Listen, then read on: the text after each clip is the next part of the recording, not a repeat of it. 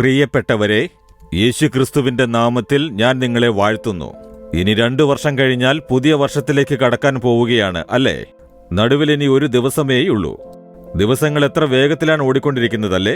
ശരി, ഇന്ന് ദൈവം നിങ്ങളെ ഒരു വാക്യം ഓർമ്മിപ്പിക്കണം എന്ന് ആഗ്രഹിക്കുകയാണ്. ഈ പുതിയ വർഷത്തിലേക്ക് നാം കടക്കുന്നതിന് മുൻപ് ഇതെല്ലാം ഓർത്ത് നാം ദൈവത്തിന് നന്ദി പറയണം, അവനെ സ്തുതിക്കണം എന്ന് നമ്മെ ഒരുക്കി വെക്കണം. ഒരു പുതിയ വർഷത്തിലേക്ക് കടക്കാൻ ഒരുക്കങ്ങൾ തീർച്ചയായും വേണമല്ലേ?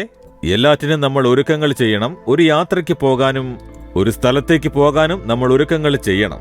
അതുപോലെ ഒരു പുതിയ വർഷത്തിലേക്ക് കടക്കുന്നതിന് മുൻപ് നമ്മുടെ മനസ്സിനെയും ആത്മാവിനെയും ഹൃദയത്തെയും ഒരുക്കി വെക്കണം. അതിന് 1 ദിനവൃത്താന്തം 16-ാം അധ്യായം 13-ാം വചനത്തിൽ വളരെ മനോഹരമായൊരു വാക്യം തന്നിട്ടുണ്ട്. കർത്താവ് ചെയ്ത അത്ഭുതങ്ങളും അരുളി ചെയ്ത അടയാളങ്ങളും വിധികളും ഓർത്തുകൊള്ളുവിൻ. നാം ഓർത്തുകൊള്ളണമത്രേ, നാം ഓർക്കണം എന്ന്.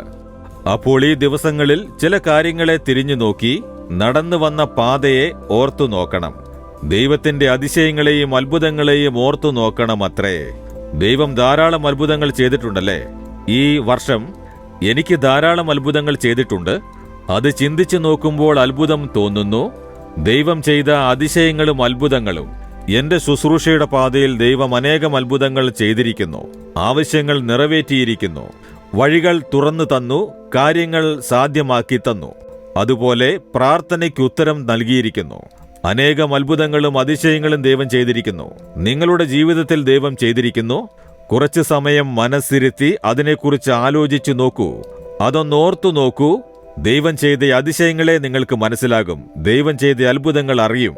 അതോർത്ത്, ദൈവമേ, നീ ചെയ്ത അത്ഭുതങ്ങൾക്കായി സ്തോത്രം, അത്ഭുതങ്ങൾക്കായി സ്തോത്രമെന്ന് ആ അത്ഭുതങ്ങളെ ഏറ്റുപറഞ്ഞ് ദൈവത്തെ സ്തുതിക്കണം. ഞാൻ എപ്പോഴും ഡയറിയിൽ എഴുതിവെച്ച് പ്രാർത്ഥിക്കാറുണ്ട്. പ്രാർത്ഥിക്കേണ്ട കാര്യങ്ങൾ, ഉത്തരം കിട്ടിയ കാര്യങ്ങളും ഞാൻ അടയാളപ്പെടുത്തിയിരിക്കും. അത് വായിച്ചു നോക്കുമ്പോൾ ദൈവം എന്തുമാത്രം അതിശയങ്ങൾ എനിക്ക് ചെയ്തിരിക്കുന്നു, എത്ര അത്ഭുതങ്ങൾ നടത്തിയിരിക്കുന്നു, പ്രാർത്ഥനകൾക്കെല്ലാം ഉത്തരം നൽകിയിട്ടുണ്ടല്ലോ. അതോർക്കുമ്പോൾ മനസ്സിലൊരു വിശ്വാസവും സന്തോഷവും ഉയർന്നു വരും. അപ്പോൾ അവൻ ചെയ്ത അതിശയങ്ങളും അത്ഭുതങ്ങളും ഓർത്ത് ദൈവത്തിന് നന്ദി പറയണം.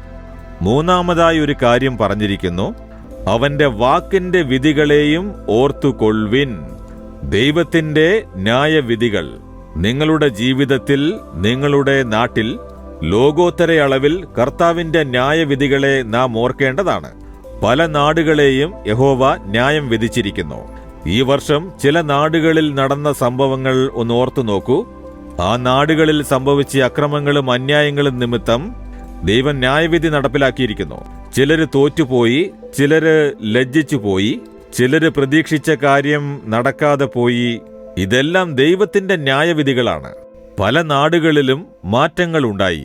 പണ്ടുള്ളവർ ചെയ്ത അന്യായങ്ങൾക്കും അക്രമങ്ങൾക്കും ദൈവം ന്യായം വിധിച്ച് പുതിയതാക്കിയിരിക്കുന്നു. നമ്മുടെ സഭയിൽ നടന്നത്, രാജ്യത്ത് നടന്നത്, നിങ്ങൾ വസിക്കുന്ന സ്ഥലത്ത് നടന്നത്, നിങ്ങളുടെ ജീവിതത്തിലും ദൈവം ചില ന്യായവിധികൾ ചെയ്തിരിക്കുന്നു, അല്ലേ? അതൊന്ന് ഓർത്തു നോക്കൂ. അത് നന്മയ്ക്ക് ഹേതുവായി നമ്മെ വിശുദ്ധീകരിക്കാനും ശുദ്ധിയുള്ളവരാക്കാനും നാം നീതിയുള്ളവരായും സത്യമുള്ളവരായും നടക്കണം എന്നതിനായിട്ടാണ് അത് അനുവദിച്ചിരിക്കുന്നത്.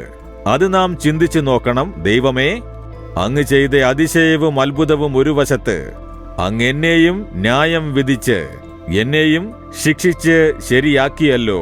അതിനായി സ്തോത്രമെന്ന് ദൈവത്തെ സ്തുതിക്കണം.